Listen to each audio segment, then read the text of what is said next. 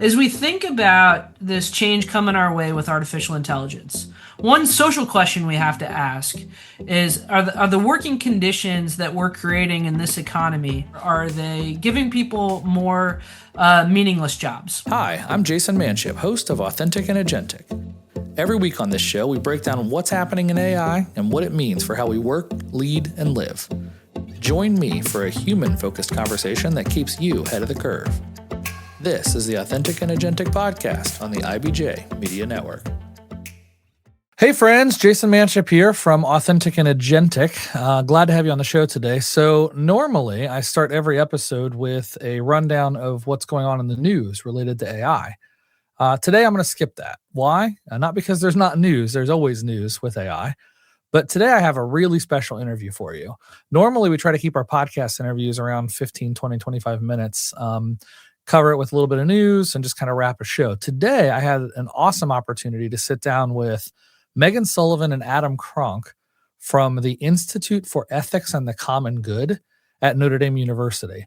This is an organization inside the university that is studying AI ethics with a Christian Catholic worldview.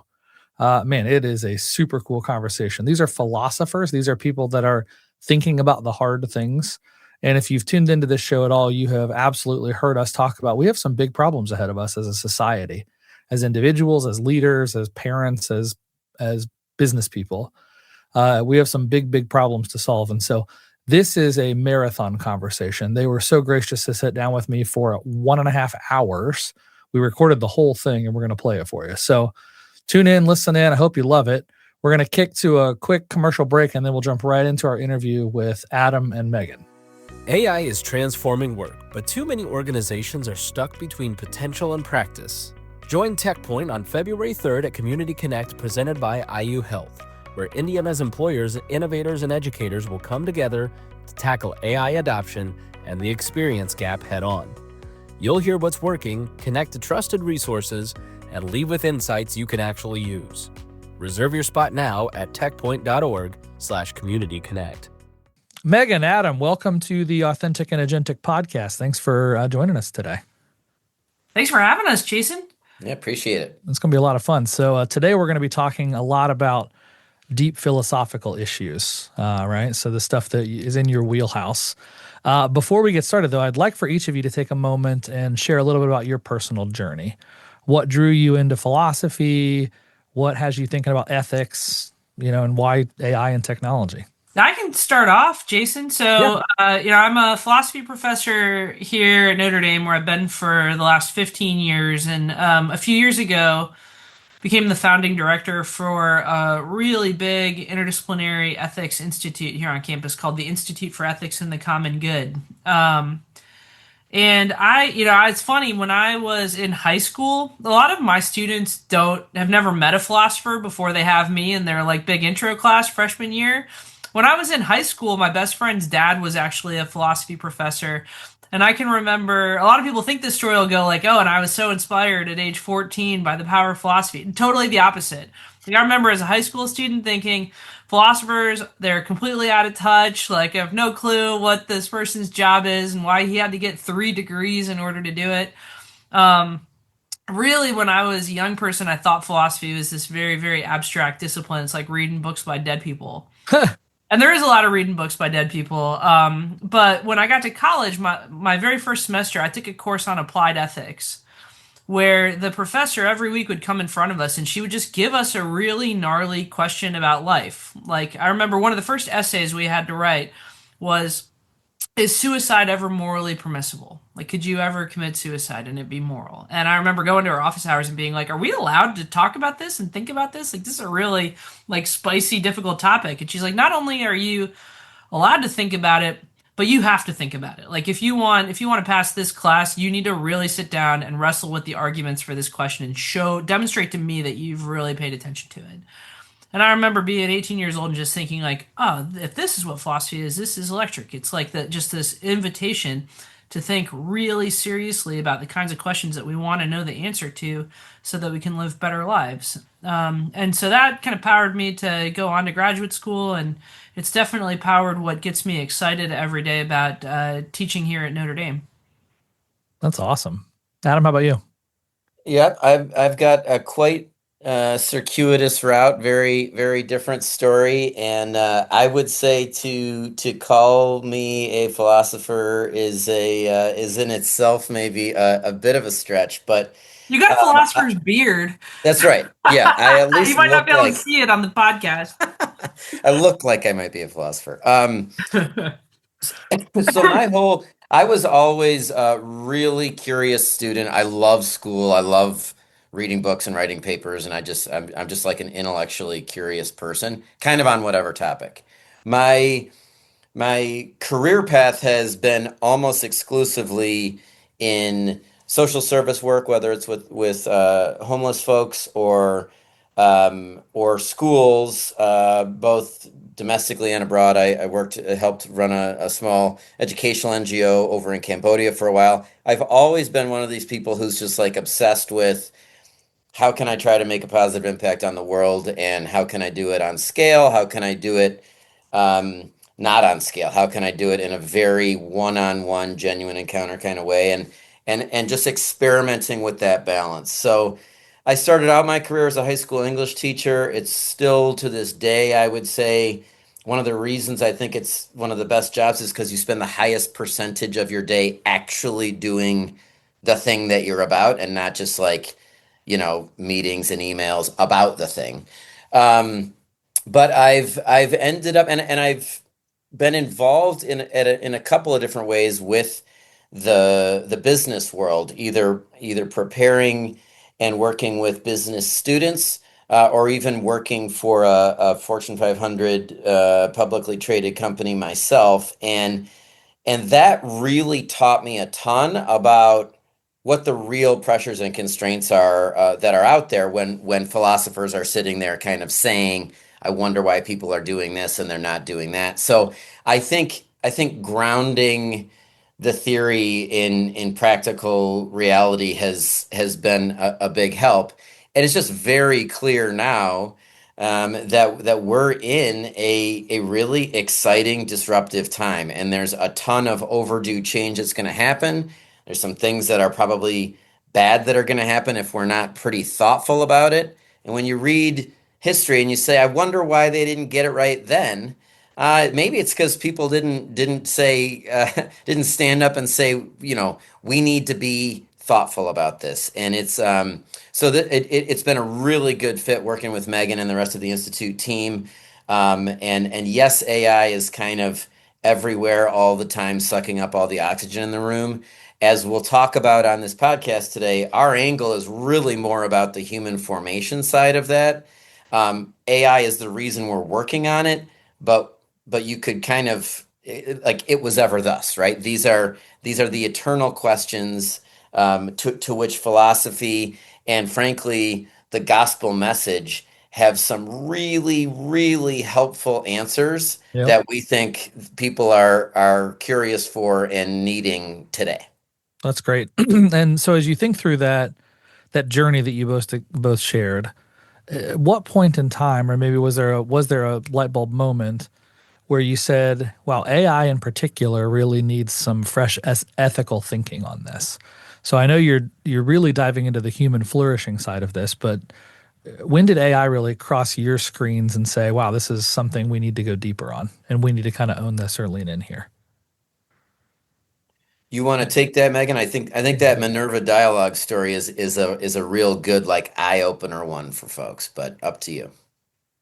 Yeah, well, it's like when this first kind of crossed my path, November 2022, ChatGPT launched on the mass market, and like so many people, I think, I went from thinking, oh, this is something in science fiction, like it's Yeah. a character in Star Trek. It wasn't right away because I was in the busy part of the semester, but I got home for Christmas, like 2 weeks into December, and finally was able to download ChatGPT and just start playing with it on my phone and my computer. And my jaw just hit the floor. I remember I was getting ready to prep my philosophy class for the spring semester, and I was just like, Holy cow, there's this piece of software on my phone right now that could write any philosophy prompt I could possibly give my students. It can even like reason about like novel logic questions that I just came up with as their professor. This thing could write my dissertation. Like if I just hit refresh enough times, it could do what took me 5 years of graduate school to accomplish. It could do it in about 10 minutes. Like this is just wild. And sure, it hallucinates, but it also like has capabilities that we've never seen before in software. And that was a real eye opener for me that like we're not, this isn't fantasy technology anymore. It's not a science fiction story. We have to learn how we are going to live our lives now that we have this just available at our fingertips. And this is just the tip of the iceberg. And as we've seen in the last 3 years, that was really the like spark that lit off this humongous transformation in our economy and educational institutions, in the church. Adam mentioned this really briefly, but I had the opportunity this past fall to attend a meeting at the Vatican called the Minerva Dialogues, which brings together some of the very top leaders in tech with Catholic educators, with emissaries from the Pope, with bishops, to have an off the record conversation about just what kind of world we want to be building with this technology. These meetings have been going on for 10 years. This year was the first opportunity I had to go. But it was really also sobering for me to see all these tech leaders willing to travel all the way to Rome when they're in the middle of basically the space race in their industry, like they're in this really, really intense competition. Taking the time out to visit the Vatican, and I remember talking to one of these leaders and saying, like, "Why are you here? Like, are you Catholic? Like, what are you doing out here?" And the leader said, "No, I'm not Catholic. I'm not even particularly religious, but I realize that what we're working on right now is going to change human civilization. And when we're involved in this change, like I want to be in touch with the deep magic. Like I want to be in touch with the old ancient ethics, with the old ideas that have kind of animated people's ideas about the meaning of their lives and what a good society looks like." And so that's why we come out here every year is that we want to make sure that we've got like one foot in that world. And I remember leaving that visit and thinking, "Oh my gosh, it's just so profoundly important for a place like Notre Dame to get involved in this work." Adam, how about you? When was your singularity? Singularity. Uh, later than yours, I can have a little bit of a Luddite streak in me. I still, if I've just always been like this, if it's an article that I really need to read, I print it out and I sit there with a pen and, you know, chew on it, not literally, but underline and mark it up and all of that. And so I had been feeling like this is probably, a distraction more than anything for a while. The anecdote that I use is from my own selfish perspective is the experience of using Waze, and I love ever since it came out, right? And you can think about AI is everything. I mean, your toaster can have AI in it or whatever, but just the idea that AI or LLMs as a whole are really good at predicting things, right? And so I like an app that's going to predict how long it's going to take me to get to the grocery store and whether or not there's a cop on the route or whether or not I have the most efficient way to get there. And I also kind of like to see if I can beat the estimate because I'm a competitive person. And anecdotally, as I was just like wholesale using Waze to go everywhere that I go, including places I know, my wife was saying, like, do you really need to use this? And you used to be like a person who really has a strong sense of direction, just like an innate sense of direction. And I was feeling that kind of go away a little bit. And then I read an article that they studied the hippocampus region of the brain of people who use GPS for wayfinding on a regular basis, and that part of their brain atrophies. It literally shrinks and gets smaller. And I remember I mean, that was a pretty shocking moment for me. And I was like, I don't want my brain to get smaller. That sounds awful. I'd like my brain to be at least its current size, if not bigger. You don't want it to Um, get significantly bigger. yes. And so then Oh, like through that lens, I started thinking about, well, if it's faster for me to have ChatGPT write this email than me write this email, yeah, maybe I'm not as efficient, but do I really want to abdicate that cognitive ability? And if I do so for long enough, will my ability to read and write, which I really worked hard on acquiring and am proud of and feel like it's part of who I am, is that gonna like inadvertently start going away? That I don't want. And then I started thinking, someone who cares about teaching, and I used to run a high school. Um, well, geez, if adults stop using their brains to do that, that's one thing. What if we never use our brains to do it in the first place? What if while we're learning, we're not even doing that task because a computer can do it faster? That is, it's an experiment that I am against. And so that's what kind of like really grabbed me and said, I gotta get involved in doing something about this. Love it. I love how deep this conversation goes, like instantly and organically. So, listeners that are tuning in, normally we do like a 20-minute podcast episode. I asked these folks if I could have a lot more of their time because, as you can tell, they think about stuff at like 6 different ways and all kinds of angles. And so, really grateful for that quick response on that. Megan, talk a little bit about the Institute for Ethics and the Common Good. So you briefly mentioned it when you did your intro, but if I've never heard of that, right, how would you describe the mission of it, or how would you get me? Tell me what it is. How do I understand what you're doing there? great. So we're a research institute. We're just a couple years old, which I think is an advantage in this space. We come out of Notre Dame. Notre Dame has a new strategic framework, so a new plan for the next 10, 20 years about where the university wants to go. And when our board and our leadership were working on that strategic framework, one vision that hit really hard is that a university like Notre Dame should be very involved in studying the kinds of ethical questions that people are wrestling with right now, like in the 2020s, 2030s, the kinds of questions where you think we've got this rich, amazing Catholic social tradition. We've got some of the like sharpest faculty and students in the country.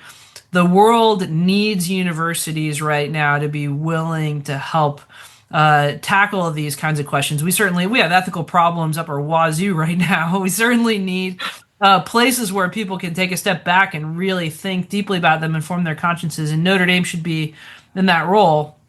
Now, the question immediately came up, and I was leading a faculty committee at that time that was working with the board on this question. The question came up like, okay, well, which issues? Gosh, like you open the New York Times or the Wall Street Journal, there's another ethical problem every 10 seconds. Which one should we be focusing on for the next decade or two? And we did interviews with a bunch of our colleagues and a lot of our students and members of our community. And one topic rose above all of the rest. We saw so many folks that were thinking, oh my gosh, we see this new technology. It in of itself is morally neutral, but it's extremely powerful. And it's going to be used in ways that are going to completely upend and rewrite every institution that right now is forming the backbone of our lives. It's going to change how we educate people. It's going to change everything from how you teach a 3-year-old and a 4-year-old to read to how like college students and graduate students conduct research. It's going to change how we consume information. We're already seeing it totally reshape the media. You got all this AI slop that's being fed to you every 2 seconds on social media now. You have major debates about whether or not a visual image that you're being presented with in the newspaper is accurate or is made by artificial intelligence. These are basically troubling our concept of what the truth even is right now, and that's going to absolutely shift our society. You see it totally upending our economy with like trillions of dollars being poured into developing this technology and being diverted from everything else. This single development is like the kind of watershed ethical development of these next few decades of our time on Earth. And so the vision behind the institute was we got to get after thinking about these problems, and you can't think about them alone. Figuring out the moral significance of artificial intelligence or how to prepare a whole generation of humans to live in a world with this technology, it's not something that just like one smart philosophy professor does locked up in her office reading books by dead guys. It's the kind of work that requires engineers to be talking to philosophers, to be talking to theologians. It requires church leaders and educators to be in the mix. It requires working with people who are on the front lines of developing this technology, working in these large companies. AI is not being built at universities, it's being built by large tech companies. So it requires getting these ethicists really into deep conversations with those tech leaders. And Notre Dame's vision and our vision is like, let's build an institute that brings all of those different people together. Let's not make it a total free for all. Let's put down a couple like real ethical flags to begin with to say like, no matter how this AI thing plays out, we are going to put human beings at the center of our vision of what kind of world we want to build with this. We think that forming human beings is one of the most important things that educational institutions and the media can do, and that there are better and worse ways to form a generation of people to live with this technology. And we think that everybody deserves a seat at the table, whether or not you're, a teacher's aide in a kindergarten classroom that's working on reading and literacy with like 10 little kids, to whether or not you're a vice president at one of the 7 big tech firms that's developing this technology. Like everybody, there needs to be, that's where the common good in our institute's name comes from. Everybody needs to be pulled in to these conversations around a common set of values. So I was very ambitious when we started off, and I'll toot my own horn a little bit. We've been going at this for 3 years. And I don't know if it's just been the good fortune of being in the right place at the right time. It's certainly been a matter of having some amazing folks join us in the first couple of years of this project. But we've been cooking with gas now in trying to build out this network. Adam and I, in the last year and a half, have probably spoken to over 200 pastors, teachers, educators, ethicists, and technologists about building out this conversation about virtue ethics and AI. And we've been surprised by how many folks have been willing to roll up their sleeves and help us build this thing. Well, you're touching on humanity, right? We all the meaning of life, the purpose of life, doing common good. Like, you're exactly right. AI is ubiquitous. It is everywhere. It touches all parts and all things. And there are some major issues that we have to solve as a society. And it starts with us individually, and then kind of works out from there. And so I don't know that it's as much right time, right place. I mean, you have the credibility. You've been invited out to hang with the Pope in Rome and do those sorts of things, right? So you're certainly the Pope staff. That's fair. We're still waiting on the big big boss. Well, if he's listening to this podcast, send him on over. All right, we're really excited. That's great. I love it. I think too, Jason. I think people are looking for hope right now. Like everything you read in the news kind of gives you this sense like our institutions are falling apart, like our lives are getting worse. A lot of what you read about AI is really scary. It's saying like, this is going to result in massive unemployment. It's going to result potentially in like the Terminator 2 scenario. I mean, yep. It gets really like apocalyptic pretty fast. And I think something that I'm proud of about our institute, about doing this work in Indiana, about doing this work at Notre Dame, is, we live in hope. We definitely think that this is a big transition. It's our generation's being called up to try to figure out how we're going to navigate it. But if we're, again, willing to roll up our sleeves, willing to have tough conversations, willing to tap into, this incredible tradition of ethics that's given people hope through many other significant changes, that we're going to be able to navigate this one as well. And I think that's one of the reasons why, like, you give folks an opportunity to say, like, here's how you can get involved. Here's how you can find meaning and start to put your values into this conversation. That's really inspiring, and people aren't getting that message from very many corners right now. I agree with that. I call myself an AI optimist and feel the same way. I think there's light at the end of the tunnel, and I think a lot of that for me is faith, and hopefully we'll get into some of that in this conversation as well. Adam, I'm going to come to you in just a second about making it accessible, some of the stuff you guys are working on to folks in a bunch of different backgrounds because of your background. But first, Meghan, I want to ask you about the Delta framework, the Delta network stuff you guys have been working on. So I read recently that you secured a sizable grant to expand your work. And with that, help us understand what the what DELTA delta is, means, and how that applies here. Um, awesome. So, a lot of work in quote unquote AI ethics right now is actually kind of focused on a very limited range of concepts. We talk about building safe AI, we talk about building AI that's explainable to its users. And these are important concepts, but they're not particularly inspiring. They don't really give you a vision of the world that you want to create with this technology in it. I don't know. I don't know very many young people that bounce out of bed in the morning thinking I want to devote the rest of my life to safety. Like it's just it's an important concept, but not necessarily one that gives you a vision of what you're driving towards. When we started this project 2 years ago, Adam and I and some of our colleagues set out to go around interviewing people of faith, like religious folks, particularly Christians, who find themselves working in education, who are working in developing big tech, who are journalists, just many, many, many different sectors. And we posed them this question, now that we live in a world that has this powerful artificial intelligence in it, what kind of like vision of a good life or a good society do you think should animate what we want to build with it? Like, what do you think are the ethical concepts that kind of cast this vision of what we should do with AI? And we were particularly looking for folks who were rooting their kind of vision in their faith, just the nature of our project and our interest at Notre Dame. But we kept hearing these five different concepts over and over and over again, which provided this positive vision, were really inspiring to people of faith. But the more we heard, the more we realized, these could be inspiring concepts for anyone. You don't have to be Catholic or Methodist or anything to think that this is a vision. So that's where the Delta framework are the five concepts that came out of this conversation. It's meant to be a really positive vision for the ethical concepts that we should use in like rewiring the world with this new technology.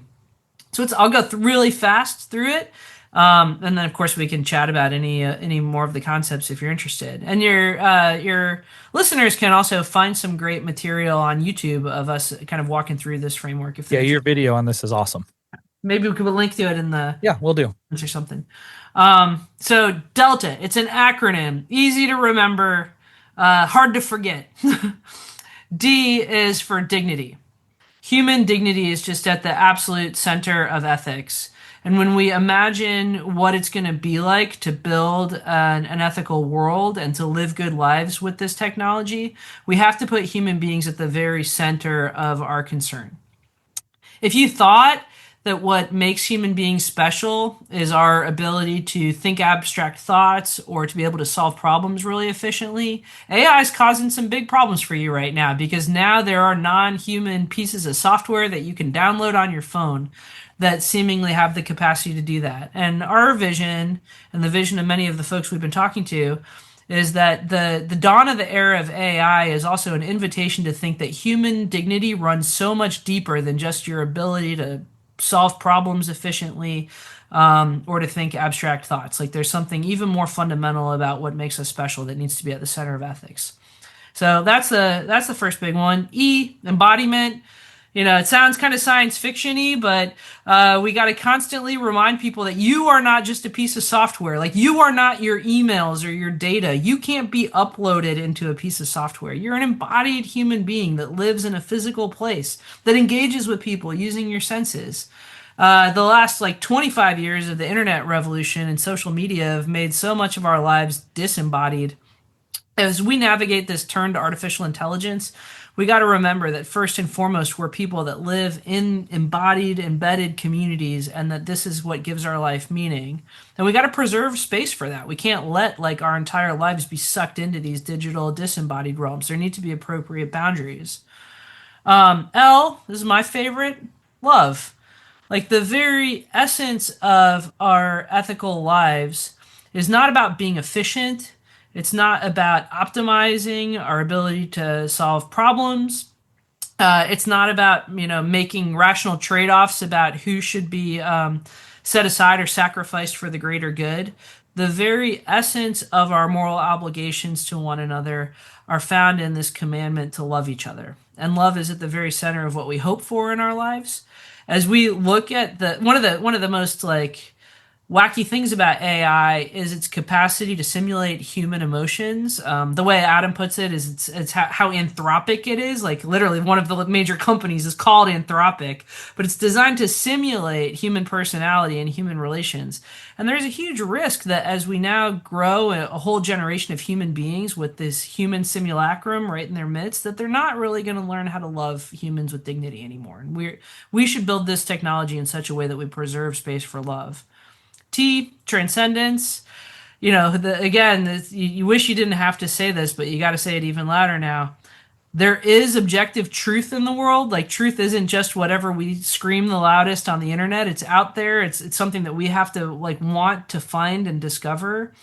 I think a lot of people are feeling like right now our culture has evolved in such a way that a lot of folks are just not caring about what's objectively true or good or beautiful anymore.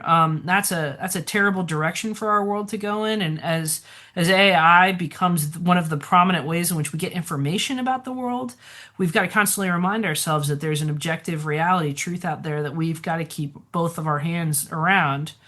And then finally, agency. The economic model for these new AIs, the way that they're going to make money is by making decisions for you. The way that social media made money was by trying to capture as much of your attention as it possibly could get. Now, what these major firms want to do is sell you software that's going to live parts of your life for you, the tedious parts that you don't want to do. It's going to give you driving directions, like Adam said. It's going to book your travel for you. I'm sure in the next 6 months, I'm going to be offered some piece of software that will grade my students' papers for me. Which kinds of decisions should you offload to technology, and which kinds of decisions should only a human conscience make? That's got to be a very, very important conversation that we're having right now. When suddenly software can seemingly make any decision for you, and there's a market for selling you products that can do these things for you. So that's the Delta: dignity, embodiment, love, transcendence, and agency. And we think that these are five like principles about what's good in life and good in society that should be at the forefront of our deliberations now about what we want to build with this really powerful new technology.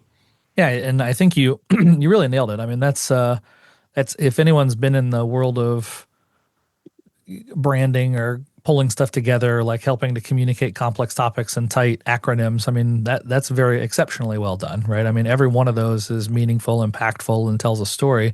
What I picked up as I heard you talk about those was they all have a bit of, faith baked into them, right? The humanity side of all the stuff baked into it. And so, Adam, when you're working on the Delta framework, the Delta Network Delta framework, I forget how you guys frame it. It's a faith rooted framework, right? That's Your background, you've been all over, you've served in everything from high school to homeless groups, right? How do you make this kind of a framework accessible to people of all backgrounds so it doesn't feel like, Christian perspective forced down on them? Or, I mean, how does all that fit? It's a really insightful question, Jason, and it's been at the forefront of our minds as we've been working with the Lilly Endowment, which is the funder of this large project. And your listeners, especially if they're in the Indy area, are probably familiar with the fact that they do economic development, they work in education, and they also have worked for decades in religion. And it was one of the reasons it's been a very good match with them is from the jump, we have both felt really strongly that this not be some sectarian project, that it not be, if you believe A, B, and C, then we'll talk to you. But if you don't, then like, so as one of the bishops in Rome put it when we were talking with him, this is for humanity. It's not for Catholics. It's not for Christians. It's for humanity. And I would say that Christianity also doesn't have a monopoly on the concepts of dignity, embodiment, love, transcendence, and agency. It's the one that we're very familiar with. Um, and there have been other projects related to AI and faith that have understandably tried to be like totally pluralistic from the jump. And one thing, and I have experience of this even in trying to lead a school that had a religious identity but was open to all faiths. It's a never-ending balance between you don't want to water something down to just like vague principles, it's in the practice of a living tradition that people really learn best, even if they're pushing against one of the traditions or one of the rites or whatever it might be. And so we really we want to make sure that people feel welcome to be a part of this. And we also want to be like, we're going to be talking about actual normative claims and actual practices. And if it creates some friction, that's actually helpful in investigating this question and living into the answers. I'd also say Notre Dame, especially through our business school, just has like a ton of reps at doing this, engaging in a very secular, business oriented environment, but bringing with us in a way that's like not a surprise to anyone if Notre Dame's involved. Hey, these people are going to be bringing some of their tradition to bear on the conversation. And if you look at the overlap, especially with folks like Thomas Aquinas, of philosophy and faith, they're pretty darn intertwined, understandably so. And so I will also say, Jason, that with each passing day that a machine becomes capable of doing something that we yesterday thought only a human person could do, the question of what does it mean to live a meaningful life and why am I on this earth becomes more culturally relevant and salient for people, regardless of whether or not you are practicing an organized religion. And so it's an opportunity that we don't want to miss to say, okay, hey, if you're asking these questions anyway, boy, there's some people who have thought about this and have some pretty good answers and have a lot of practice at the messy work of trying to make it real. Yeah. And so I'll say two other quick things. One is, our when Meghan was describing our institute's kind of posture toward having a practical influence in the world, we are pretty darn into virtue ethics. And the thing about virtue ethics is it's slow and hard. And the thing about a lot of technology is it's designed to make things fast and easy. And so, and everyone has experience with that. And it's like it's a constant decision of when is faster and easier a good, and when is it actually a detriment to whatever I'm trying to do with my life, whoever I'm trying to be, et cetera. So that's a thing that we remind people. And the reason I mention that is we are decidedly committed to making these ideas actionable and practical in schools, in churches, in businesses, you name it. And so we'll take each of these concepts that Meghan mentioned and turn them into either a decision-making rubric or a set of foundational questions that we might ask ourselves that are all at the end of the day, I think answering if we're going to ask whether and how AI can be productively used in a given scenario, we have to first answer the question, to what end? What are we trying to achieve? What is the goal of this activity? Where can AI facilitate that? And where might it hinder it? And the one thing, the final thing I'll add on to making it practical is, even though businesses, just like any organizations, have an appetite for like playbooks, right? Like, so just tell me the moves, tell me the things I have to do. We're going to go out of our way in every single conversation to try to provide that, and yet also say there is no playbook for becoming the human person that you want to become. It's going to be slow and hard. It's going to be messy. And so we want to give people stuff they can work with, but also kind of keep reminding them like, yeah, and then do the messy part, do the wrestling, make some mistakes, reflect on it. That's awesome. So, I definitely want to come back to, you mentioned a couple times that, the gospel or Christianity has some pretty solid answers to some of these questions that are being posed. I want to end probably with that. We'll come back to that at the end, but a couple things that popped up as you were talking. You mentioned earlier your Waze story about losing some, cognition along the way, or eroding, maybe atrophy. I also know that I heard you say that something about the Luddites and how you consider yourself partially Luddite, right? Or at least think through some of that. So at some point, I think there's a moment where human cognition does become eroded because we're outsourcing. I also have to believe that there's some level of like technological restraint, even if it's self-imposed, that probably adds value, right? Like that keeps you. I mean, why read a book or why learn to write if it just does it all for you? And so, how are you thinking about those things? We're gonna, and before I let you answer that question, Adam, I want to lean into kind of AI and childhood development, and then jobs, work, and human purpose as kind of the next set of questions. And so, just kind of guide us in that direction around, using your brain, keeping it active, keeping it moving, and how to know what to do and what to outsource, where that agency kicks in. Sure. And I think maybe in my answer to this part, it might That's steer fine. toward childhood development too, because I think they're related, which is fine. I'll circle back to start by saying it's this to what end question. So one analogy that I didn't come up with, but I shamelessly steal is, when you go to the weight room, I could lift a lot more weights with a forklift than my body. But if the point of going to the weight room is to make my body stronger, then if I drive a forklift in there and, lift thousands of pounds, okay, cool. If the goal was to move the weight from one place to another, use a forklift. If the goal was to get stronger, probably don't. So I think that's one key element of this.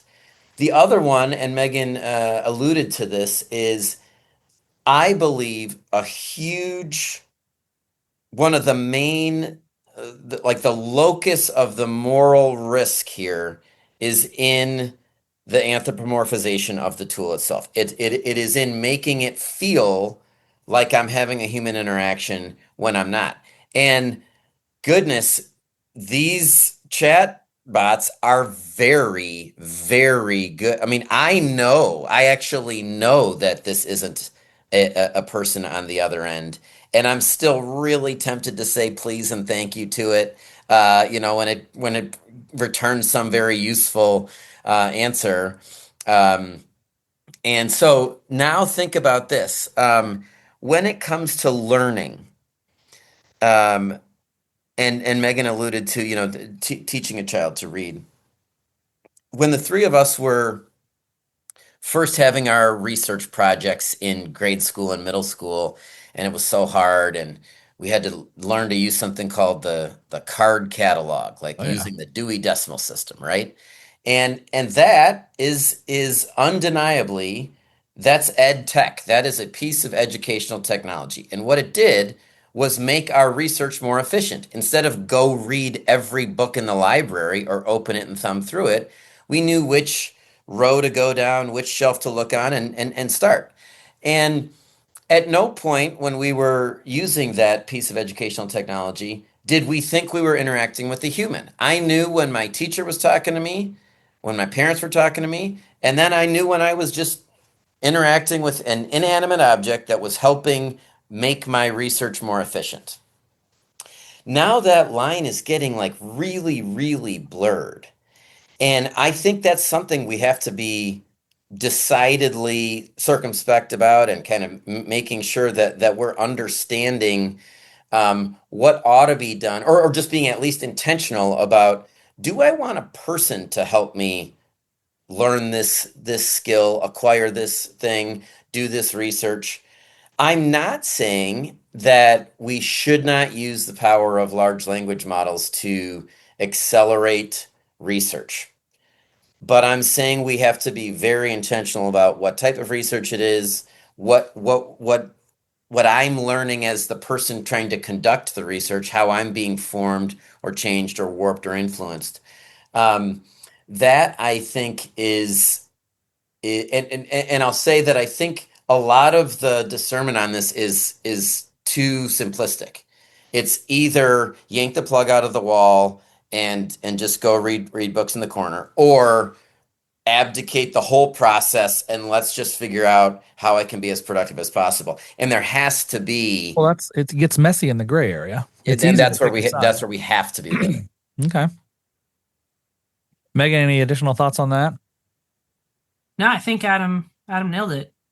Well, let's talk about AI and childhood development then. So you gave that example, Adam, of reading and going to the card catalog. I mean, I don't know what kids are doing nowadays. I imagine it's probably a digital version of that. But AI is amplifying and speeding stuff up, and it does feel and act human, even if it's an inanimate object. So, how do you see, Meg, I'll start with you. How do you see AI impacting the way children are growing up now? And I guess, let me caveat this question.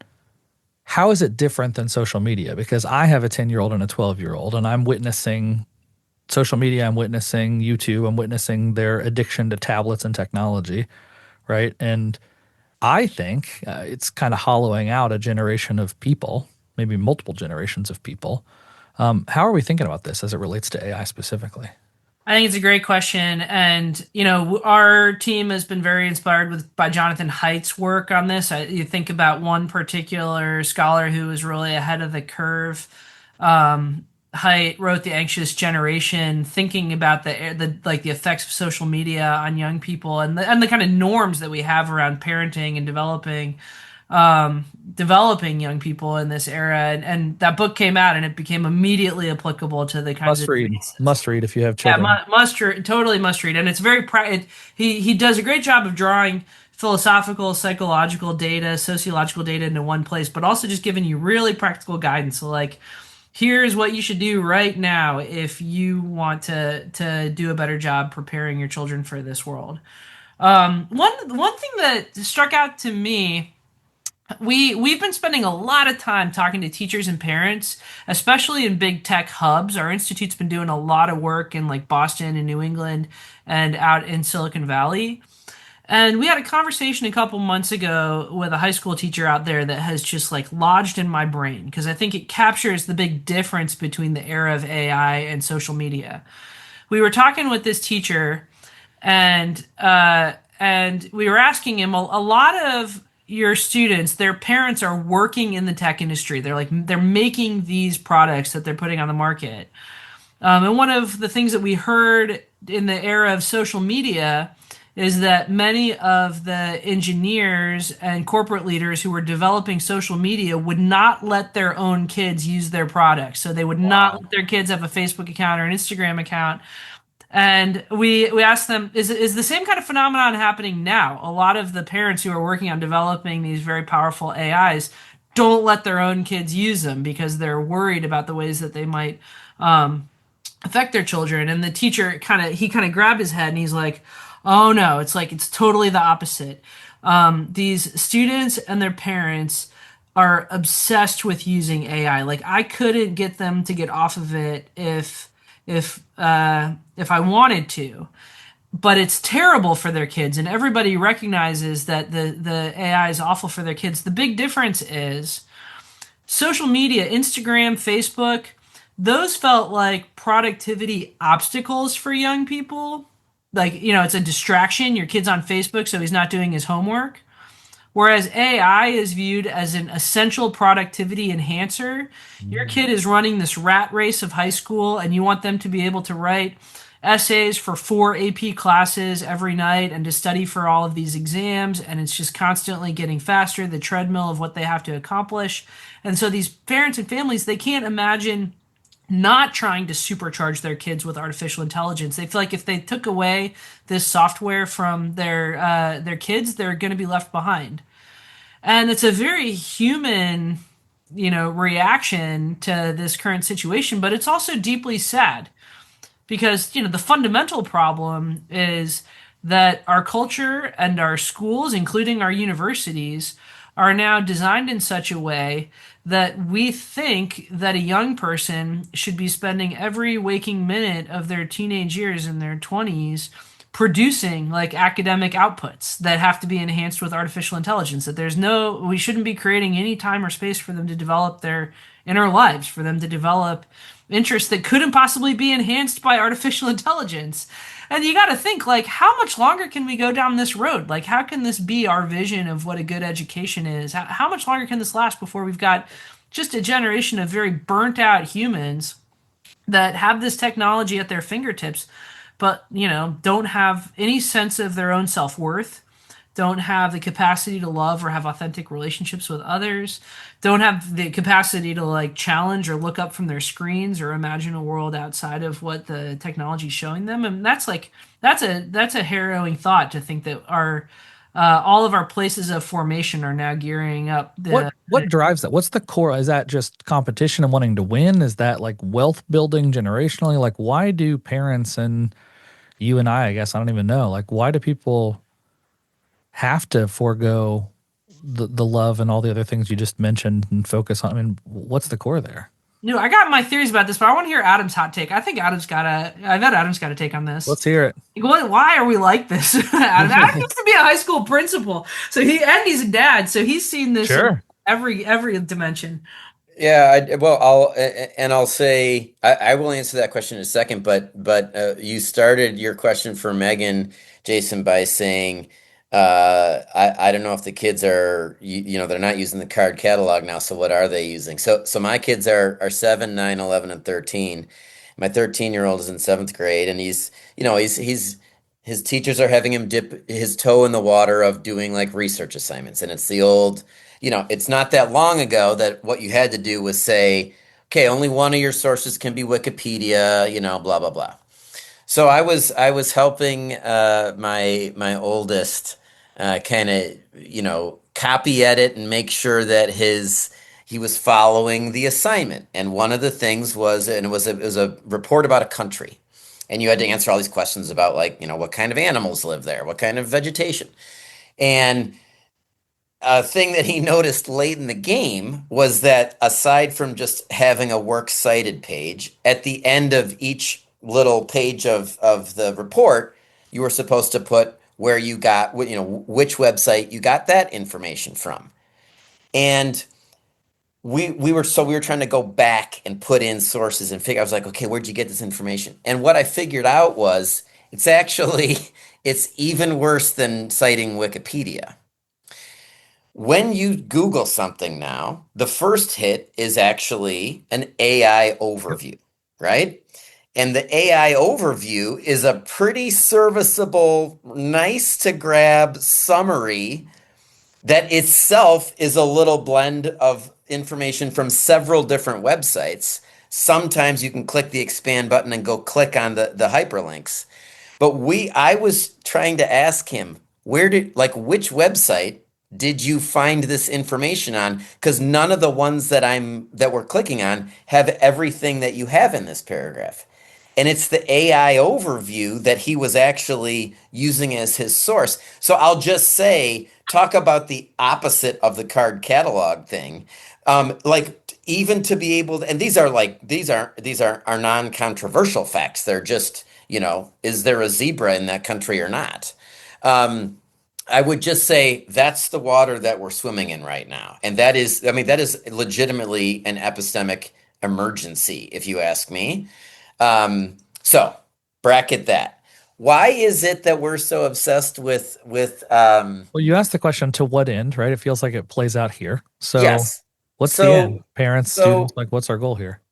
yeah, what our goal as human beings is we want everything, of course, right? Like I want meaning. I want my children to be like I want the bumper sticker colleges. I want my kids to go to I was just at a party on Saturday night where I was asking someone about their view on various high schools, and the person was saying, "Well, this high school doesn't really get that many students into Ivy League schools." And I mean it was just like a polite cocktail type of thing. So I didn't say, "Why do you care about that?"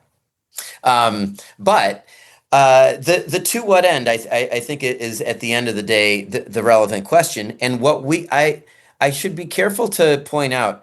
I don't um, think that it's weird that parents want their children to get a job that pays good money. That's just you wanting the something for your kid, right? How you're going to get there is it already was stressful before ChatGPT was released on the world, right? So now it's just making for so much uncertainty. Like Megan said, it is a race. And so it feels like what levers do I have to pull to set my child up or my children up to quote unquote succeed. And everybody has a different, probably pretty darn complicated answer or definition of what success looks like. But what we see happening real time right now, Jason, is the job market. Everyone knows the job market is going to change. We don't know how much, but everybody's hypothesis is pretty significantly, right? Yep. Because of that, colleges and universities, which are already under a lot of financial stress right now, are saying, okay, well, our customers, our paying customers, the parents, want us to teach the kids the thing that will get them the job. We don't know what that job will be, but we're going to make our best guess. And so, like, the tail just wags the dog all the way into high school and grade school. And a point that Meghan made in an article I read the other day, I thought was really well said.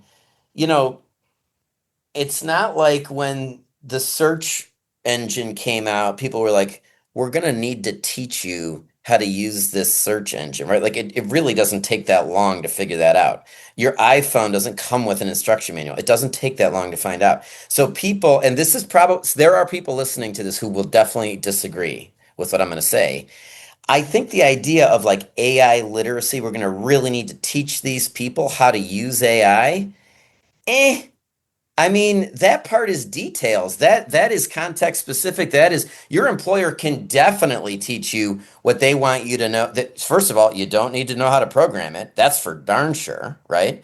What are you gonna need? Critical thinking, problem solving skills. And I'm sorry, there are some great tried and true ways to learn that stuff, and it usually involves a book, some other human beings, and some reading, writing, and speaking.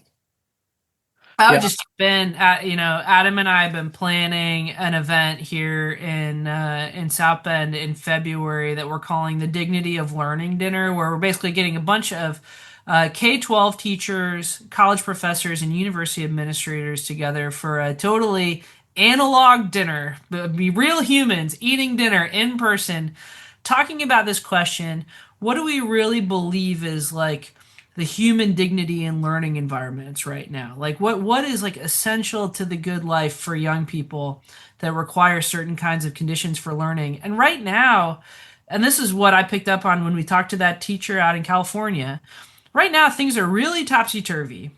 We use human virtues to talk about AI. So like you go and I was reading the ethical framework for Claude over the weekend, and they talk about how they want Claude to be helpful and trustworthy and reliable, and has all these like features that we used to think only humans could have or not have.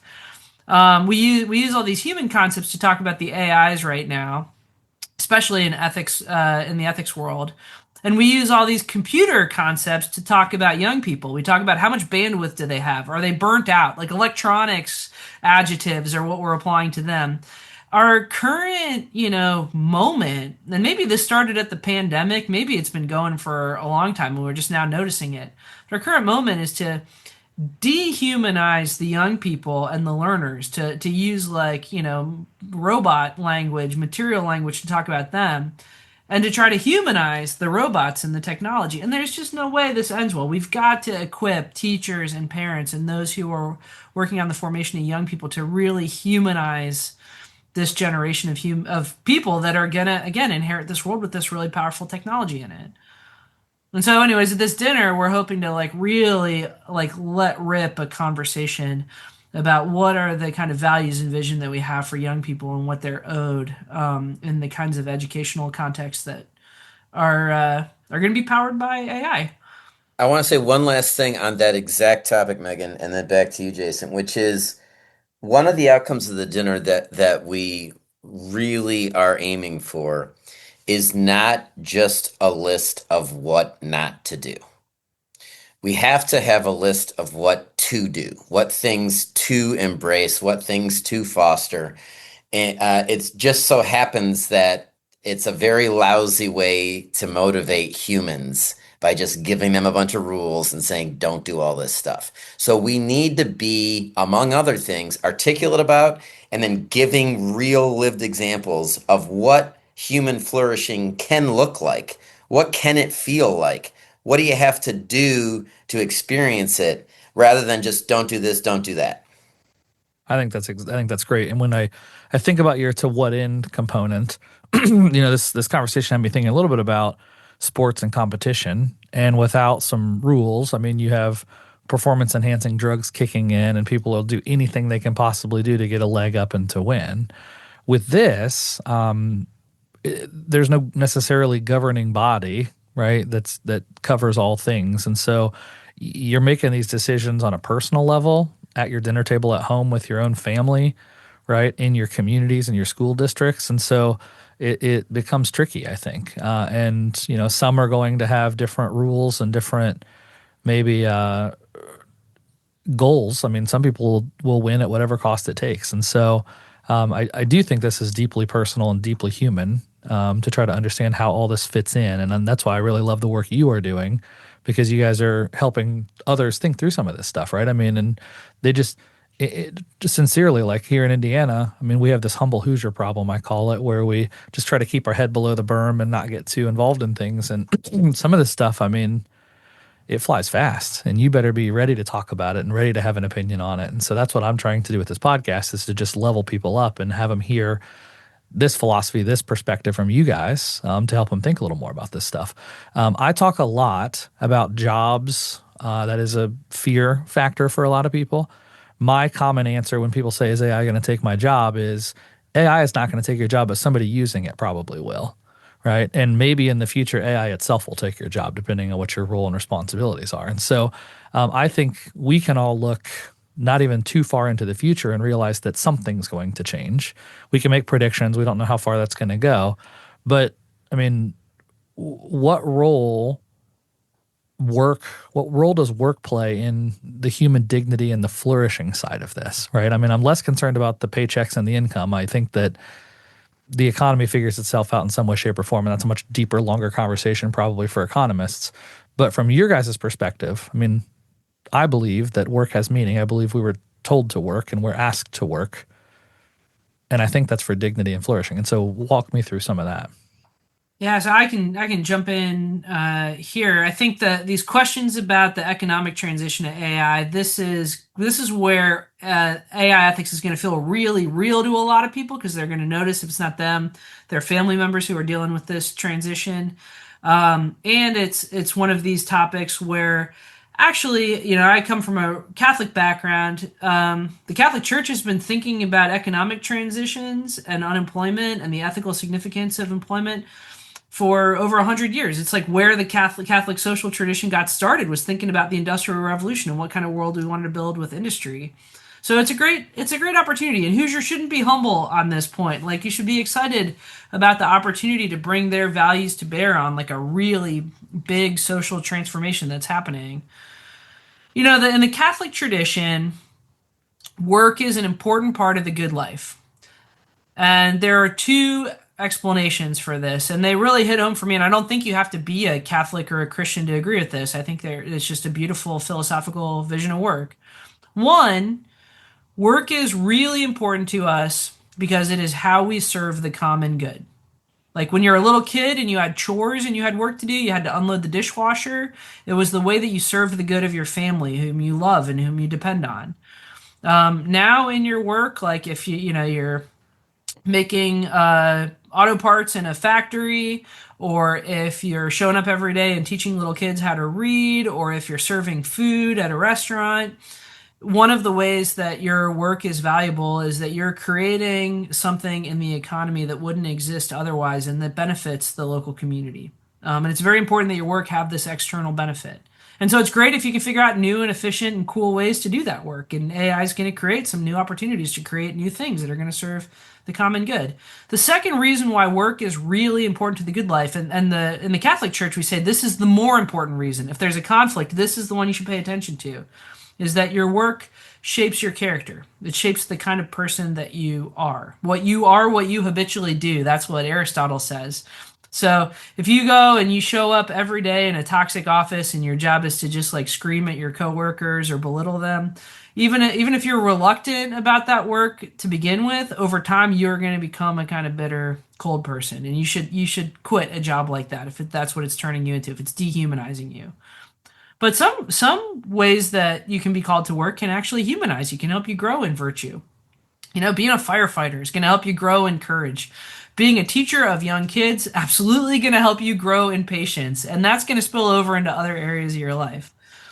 As we think about this change coming our way with artificial intelligence, one social question we have to ask is are the working conditions that we're creating in this economy, are they helping people serve the common good and improving their characters, or are they giving people more meaningless jobs? Like more jobs where people are not even sure what they do all day, they cannot connect it to their broader society, and they're finding it like dehumanizing to do them. If it's going the latter direction, then that's on us. Like we need to fix this part of our economy.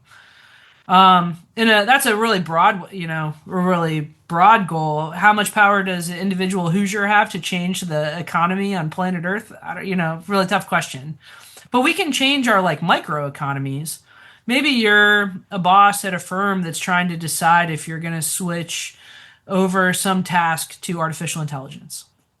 And you're trying to figure out how to make this decision. You want to serve the common good. You want to serve the stakeholders in your company. You want to serve your customers. That's an important consideration. That there's space in the dignity of work to think that it's important for you to think about how your decisions are going to make things possible for your community.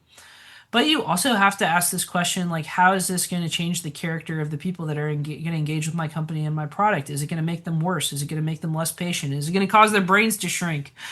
Um, and if you're seriously nervous that the thing that you're putting out there is going to deform your conscience or the conscience of the people that are working for you and using it, then you need to proceed with a whole lot of caution. And we might think that we're powerless to shape the entire economy, but we oftentimes do have a lot of power about the individual decisions we make about which tools to use or not use and the little local economies that we have responsibility over. And this is going to be an occasion to really, really think for yourself about what the ethical vision is behind the little piece of the economy that you control. Megan, let me lean in there a little bit. So the example I thought of as you were talking was like a updating a call center, updating your inbound, right, to go through an AI bot before it gets to a human. And I think anyone listening probably right now would choose to talk to a human over an AI bot. But as the technology gets better and better and better, I mean, I'm not sure we're going to be able to tell the difference between the two at some point in the not too distant future. Yeah. I also come back to what Adam brought up earlier with Waze. I mean, there was a certain thing inside of one of my companies. We chose not to turn on the buy now pay later feature for one of my companies because I morally didn't want my customers to use it. Right? You don't need this product. It's not necessary. I don't want you to have this click a button and make 4 payments for it, right? I just don't think it's right. Just don't buy it. And what we found was that every one of our competitors was using it, and the customers that would have clicked that button just went and got a Visa card instead at Yeah. 22% interest, right? And so there's a real conversation there around how do you hold your ground in certain moments, right? On that, when it comes to like workforce displacement or the ethics of jobs in this moment versus everyone else is doing it, quote unquote. And that my kids love to use that excuse, right, when I'm talking to them. Well, everybody else is doing it. Well, that doesn't make it right. If I can barge in, No. I have a couple thoughts on that, Jason. I think one, you're putting your finger on, especially for publicly traded companies, one of the really, really challenging dimensions of this is even if you believe, well, if I play the long game, I want my senior managers to be people who started out and did the yeoman's work and made their mistakes in low stakes situations. And so that when they have to make high responsibility decisions, they've learned one of the only ways you can learn is through making a bunch of mistakes and kind of, swimming in the water a bunch. If you're playing the long game and saying, look, in 5, 10 years, we're going to have a way better succession pipeline than our competitor. The problem is, if you're both publicly traded, maybe you're out of business in 5 years and they're not because they were able to reduce their expenses in an economically precarious time. So I think the unavoidable pressure of the short term quarterly profit is one giant challenge to this. I would say as well, um, here's a business 101 concept. Turnover is expensive. It has been proven time and time again. And one thing to do to prevent turnover is to treat your workforce like human beings and give them a sense of meaning and a sense of purpose. Um, and that is going to create the kind of culture where they stick around, and that is going to ultimately result in a bit of a moat, as they say, in terms of you compared to your competition. So somewhere between that short-term quarterly tension and the concept that what you can do to dignify your workforce actually does give you an advantage, I think is the answer a little bit. The other thing I'll say is your question about economists and scenario planning and all of that. Meghan mentioned the dignity of learning dinner we're doing. We're also doing some work with the Brookings Institute and a great scenario planning nonprofit out of Switzerland that we are. So these economists get together and they do talk about, Oh, sure. AGI is coming. We're going to then, not too long after that, there'll be universal basic income. And they try to make these scenarios with their theories. Well, what if this happens? What if that happens? Two quick comments on that. One, I'm not a huge history buff, but as far as I know, never in the course of human history, when there was a bunch of wealth concentrated in a few hands, did the distribute it evenly to everybody else go smoothly? I just don't think we have it in us. I've never seen it or heard of it, right? And so I would say proceed with caution on that one. But the other one is uh, uh, a person who from Brookings who came to our first summit said, "Hey, I go to these scenario planning things, and we never talk about the dignity of the human person and the dignity of work as an essential lens for doing the scenario planning. So we're doing it. We're basically we're getting those same people together, but we're trying out Delta on them." And that will be to your earlier question about how does that play in a secular room. I think we'll find out, but our hypothesis is it's going to be a welcome enrichment to that exercise. So we'll be getting the gang together out in Silicon Valley, and then if things go well, even trying to do something out in DC, which is a little bit more helping inform the kind of public narrative and even potentially public policy choices. I think that's great. I love that you're touching on those sectors and segments also. I think that's part of the larger conversation that folks have to have, right? And I love that you're bringing the dignity conversation into the math conversation for some of these folks, right? Well, let me skip ahead a little bit to what I wanted to ask you guys about some of the Christian perspectives on this stuff. And so, from a Christian perspective, humans are said to bear the image of God. And as AI mimics reasoning and creativity and empathy, right? What do you see as the real line between simulation and personhood? And how do we prevent that line from being erased culturally? Ready to go. Asking hard questions now. Do it, This is Meghan. a really hard question. Um, I think I'm going to sound like a terrible philosopher here because Jason, you're asking like one of the most challenging questions in philosophy, and I think in the last century, a lot of us were pretty comfortable with what's turned out to be a very lazy answer to that question of like, of course, we used to think like what makes humans different from animals. Well, what makes us different from animals. Again, we can think abstract thoughts, we can solve problems, we can change the physical world and use tools in certain ways that animals can only do it at most in a very basic way. If you thought that that was what you like went to bed every night thinking like this is what's special about me, or when you look in the eyes of your newborn child and you think like this is what's really special and wonderful about you, it's this ability to kind of produce and alter the world, then AI is really about to give you a run for your money because man, these technologies they might not be able right yet until we advance robotics to like put up cathedrals the way humans do. But they might be, like, so that's Sure. not, that could be just around the corner. So if you think that your dignity is about your ability to produce, you're about to have your world rocked. Because there's now something that is just far more "quote unquote" productive than a human wet brain is capable of. But to my mind, and some folks are grabbing that dilemma and saying like, yeah, so much the worse for humans. Like it turns out, you read some of these like transhumanists, and they're like, I can't wait for us to evolve to like, the next species or the next like smarter, more productive species. I don't take that result at all. Partially because of my Christian faith, and partially because I think that the dawn of the era of powerful artificial intelligence is just a very visible reminder that being made in the image and likeness of God, being having dignity has never meant being super productive. People who, for various reasons having to do with like disability or illness, were not productive before. They always had human dignity. When you look at a young person, like those kids we were talking about in these high schools, out in these tech hubs, their value to the world has to do with their inner lives. It has to do with their souls, their particularity, the fact that they are living a life that can never be reproduced in all of human history. That's what dignity results in. It has nothing to do with how fast they can write a term paper or how well they score on an AP test.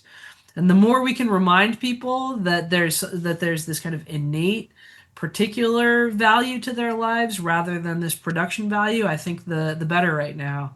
Now, how do you convince a whole generation of human beings that are obsessed with productivity and have kind of believed that lie that they have this value? That's the $1 million probably difficulty of philosophy and theology in the 21st century, is trying to help people understand that other vision when they've really just been saturated in the productivity vision. I don't know, Adam, what do you think about this? It's like, I mean, it's one of the hardest. Descartes, Sure. like, his mind Yeah. exploded over this question.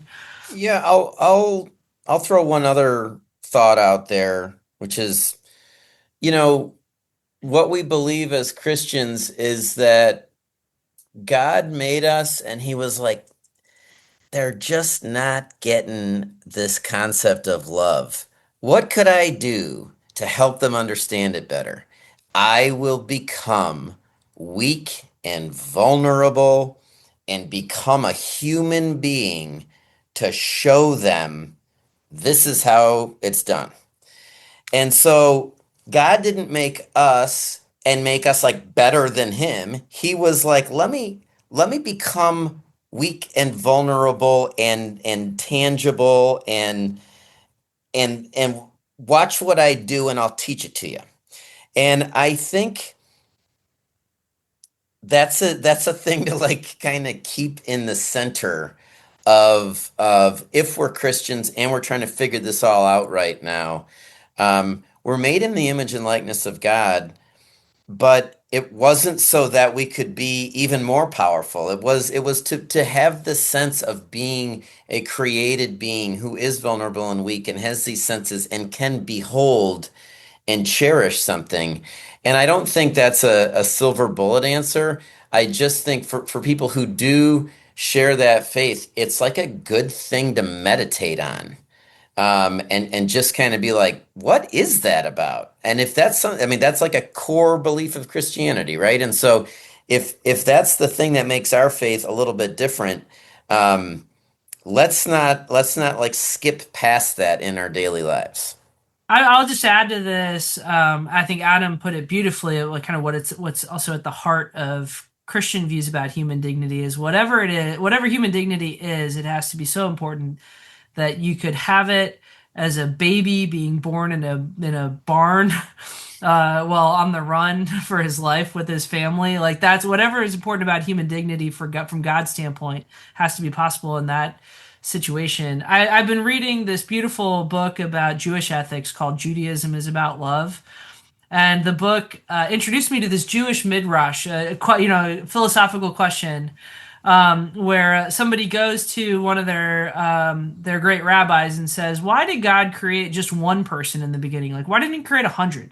Like, God could have snapped His fingers and made like a whole army of atoms, but He started with just one. Like, why one rather than many?" And the answer in the midrash is that that one person contained the universe. Adam and his soul contained all of the universe, like everything that was important about humanity, and it could be contained in just one person's soul. And then God created more out of love. But this, if we have this feeling that we're just sort of one like cog in the machine, the Midrash is meant to remind us that God doesn't see it that way. Like God sees each individual person as containing the entire universe. And so whatever vision of human dignity that we have has also got to capture this kind of like infinite value of a single person in their life that just can't be compared or weighed against anyone else. And that can be, it can be hard to build ethical systems around that. It's going to be extremely hard. But we got to start from that standpoint that like a single person could contain that universe within them. Well, I think you both answered that question very well. I know I threw a tough one at you. I have a couple more tough ones just because I No, was no, let's go. I was so excited for the opportunity to talk to you guys about this stuff. So, every powerful tool that we use shapes its users, right? I mean, everything from electricity to the internet, etc. So, AI is becoming a source of, in some ways, judgment and truth, right? And so, what concerns you about how that might reshape moral authority? For those that don't have maybe a Christian framework or a religious framework of truth, you mentioned the truth and not our truth earlier. How does AI potentially steer the ship here? And is that something that we're concerned about? I mean, I'm deeply concerned about this dimension of AI. I use AI. I'm writing a big book right now about the parable of the Good Samaritan, one of my other projects, and I was on a writing retreat last week, and I had my printouts of all my philosophy articles to my left, and I had Gemini running on my laptop to my right. And as I was kind of hitting different research questions, I would look in my notebook and I'd ask Gemini for feedback. And one of the things that I noticed is Gemini, it just hallucinates philosophy like crazy. Like it will just serve up a totally fake St. Thomas Aquinas quote to try to please you, to just make sure that you got what you needed for your question. Like it's like the world's worst employee. Like it never wants to come back to you without an answer. So it just makes stuff up to keep you happy. And this is what I have a 10-year-old like that. It's Oh real. my gosh. It's like I appreciate the intention, but you're really, really not helping me. And for it made me realize I can probably be trusted to use Gemini because I have 20 years of experience under my belt where I have a spidey sense of this isn't a real Thomas Aquinas quote or this needs to be checked. But if you didn't know anything Yeah. about philosophy and you didn't kind of have that well-honed spidey sense, then I don't know how you would learn from this thing because it does not care about the truth. Like you care about the truth. It just cares about relevance, about making the user happy. And I am incredibly nervous about what happens when you got a culture and a generation of human beings who've not had to go through that, what Adam called like the hard, slow method of learning to care about the truth. Simone Weil calls it like the capacity of like honing your attention to the truth and your ability to like pay attention and care, and are just happy with whatever answer the AI spews at them, and they're not even aware that it could be true or false. Like we've really lost our grip on something that's really essential to living a good human life. And I do think that uh, people of faith, at the very least, have um, have been have been taught to have a certain amount of humility. Like you don't know everything. The easy answer is not typically the right answer. We're constantly tempted, and we've got to be on guard against that. And we've got to allow ourselves to be open in certain ways for the truth to kind of like pierce our ego and our self-image. And I think I like to think that perhaps people of faith might be a little bit more insulated than others against the kind of proliferation of AI and sophistry and the kind of like lack of concern for the truth. Because if you don't have that humility and that sort of openness, it's kind of irresistible to just believe whatever this. Yeah, and I think that's the fear that I'm trying to get to here is the younger generation. So I interviewed attorney recently who talked about how, there was some case law that got brought up that was totally fabricated, similar to your Gemini story. And, that happens when you're fresh out of law school, person, right? And you don't have 15 years of discernment built into how you analyze this stuff, right? And so I think about the younger generations, and I see this.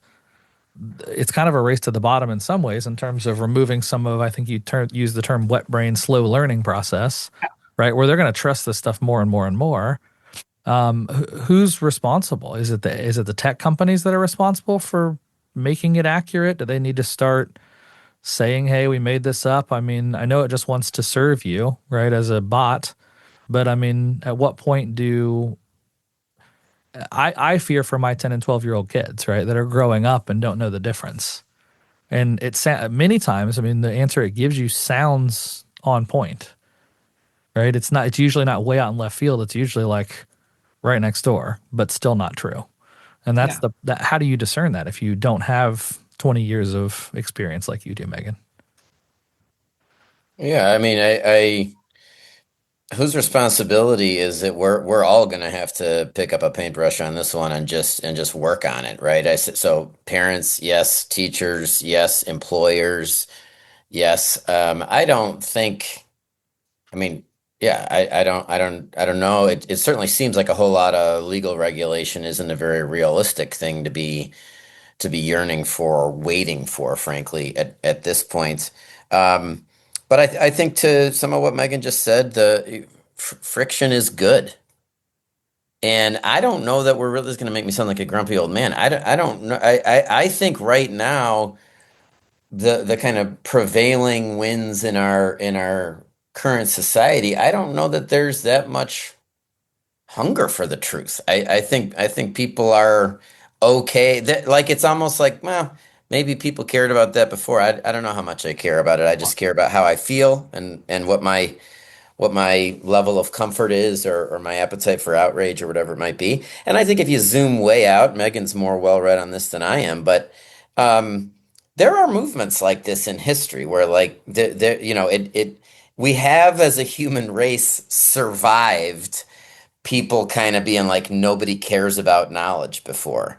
But there was always somebody, whether they're in a monastery with a quill, just like slowly copying these things out to preserve human knowledge. Somebody was always playing a role in trying to preserve this thing that for thousands of years as a human race we've been working on. So we just have to figure out what that looks like in 2026. Um, the other thing I wanted to add real quickly in terms of education is um, going back to the just being like when I was doing my doctorate, I would have loved to have had an LLM at my disposal when I was doing the lit review part, because you have to just go on a lot of wild goose chases and read a lot of irrelevant articles and books to try to find the stuff that you're looking for. But I would have saved a ton of time. But I also learned a bunch of stuff I didn't set out to learn. I learned things by accident. I learned things by reading an article that it turns out I didn't need to read for its instrumental value, but it did make me more well read, more widely informed. And if that's a world we want to live in, I like understanding things and feeling like I've looked at it from different angles. Then it can't just be about expediency in the learning process. And that's a little bit of a privileged position to be in. I realize not everyone is like has the luxury of saying, I wish I could just read more books all day. Um, any society is going to need some appetite for that eventually, or it's going to get real weird, I think. Totally agree. Well, we're coming up on our time here. You guys have been amazing. I want to ask you maybe one final question that hopefully is a steer for us, helps us think about maybe some of the stuff you're thinking about. And so one of the questions you ask, I think on the Delta question, the video you did, was what keeps folks up at night? Like, what are they concerned about as it relates to AI in particular? For me, I just did an interview with an educator, and I'm witnessing at the K-12 level schools that are choosing to adopt AI versus schools that are behind, don't even have broadband, right, in some of these rural districts in Indiana. And I see the gap widening between the haves and the have-nots quite a bit. And that's very concerning for me, right, in terms of society and socioeconomics and everything else that goes with that. So I'm going to ask each this one question.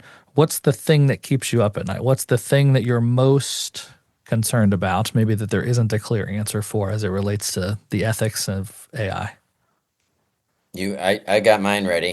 Go All for right, it. you go first. I gotta think. All right, mine, Jason, I agree with the one you said, and I'll give you another one. And this is not my idea. This is something I heard Tristan Harris talk about, Center for Humane Tech. He helped make The Social Dilemma, and now he's talking about AI, and he's got a lot of wisdom. And one of the things he was explaining on a podcast I was listening to, and subsequently reading about, is if for social media the commodity was attention, for AI chatbots like Character.ai and Replica and some of these other platforms and companies, the commodity is attachment, Mm. human attachment. And attachment is a lot stickier than attention. And we see this already play out tragically in especially, frankly, adolescent men, where they can become so removed from society and into their own echo chamber when they feel like they are interacting with a person or an entity, and they become attached to it, and it can literally have deadly consequences. That's the one that kind of horrifies me right now. Well, and that's just, to my knowledge, I don't follow this closely, but that's primarily through conversation and, some form of like visual interaction or some kind of computer-based stuff. I imagine that the way the world is moving, there will be more physical bots Sure. and things of that nature that come into the equation too, which just does become scary for sure. Yep. Yeah, I think on my end, Christians largely sat out debates about the internet and social media. It's a bit related to Adam's point, but I mean, a lot of people felt like their ethical tradition just kind of sat out these conversations, and we just sort of blindly downloaded this software to our phones and set up our accounts and started using it, and didn't really think about our vision for what we wanted for it. And then we realized too late that it had some pretty terrible consequences. I think I am worried that we're going to continue to kind of be passively taking our cues from maybe just a small number of companies or kind of talking heads or bombastic personalities on the internet that tell us what the world has to be like with this technology in it, and we're not going to let our own consciences and traditions and souls be an active part of the conversation.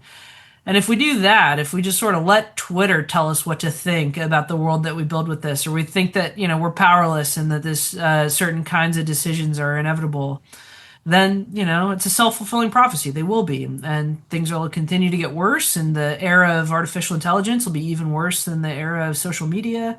And I get scared that we're going to continue to kind of to sleep when we should be in fact asserting ourselves.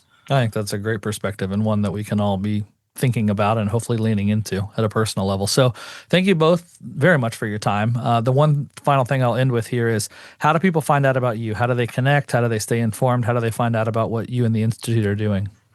Please go on our website, ethics.nd.edu, or you can find Institute for Ethics and the Common Good on social media, and like, follow, subscribe. We're doing events all across Indiana, all across the country as part of building out this Delta network, and we really do want to help people find their voice and find their conscience on these topics. If you're feeling overwhelmed, you don't understand what's going on with AI, you're having a hard time parsing these big debates, please, join our network, come to one of our events, follow us online, and we would love to help. Kind of like you put it, Jason, we'd love to help you level up on these AI debates and find your voice and feel like you're really part of this discussion about the kind of world that we're going to build with this. And I think if you love this conversation, go look them up. So Meghan's got some really great TED Talks and keynote addresses and other things that she has put out there. And so awesome stuff, just wonderful content. And so thank you both so much for your time. It's been a blessing, truthfully. And so what a fun conversation. And I hope that the listeners get a lot from it. So good luck in your future endeavors, and let us know if we can do anything to help you. Thanks, Jason. Cheers. Really appreciate it. Well, folks, if you made it all the way to the end of this episode, kudos to you. This was a long one, but hopefully you enjoyed it nearly as much as I did. I thought this was probably my favorite conversation I've had on this podcast. These people are attempting to discuss and put some kind of wrappers around some of the hardest problems that we face, I think, as a society right now. As AI is taking over, there are hard problems to solve. And I think these folks are asking all the right questions and trying to engage all the right audiences. So what an awesome conversation. Please do tune in to them, follow along, get on their email list, join any upcoming events or webinars that they host. These folks are leading. They are leading the charge at a national level, really an international level as it relates to some of this stuff. And so thank you again to the Lilly Endowment for seeing this inside of Notre Dame and investing in it. Thank you to the university for choosing to lean in here. These are hard problems that need to be solved. And I think it's really cool to see a higher education university make a deliberate choice on this issue. And thanks to Adam and Meghan for their time. I mean, it's been an awesome chat, awesome opportunity. And I will for sure continue to follow everything that they're doing, and we'll report back in our upcoming segments and news. But awesome conversation. Thanks so much. Next week, we are recording a live panel from a TechPoint event. February 3rd, there's a TechPoint event at IU Health, and I am moderating the panel, and we'll be recording that as our podcast episode. And then the week after that, we'll go live with our Lilly interview. I'm sitting down with the CTO and the head of AI for Eli Lilly, talking about all of their investments and how they're navigating the waters of AI as a global pharma company. It's going to be a lot of fun. So stay tuned. We'll see you again next week.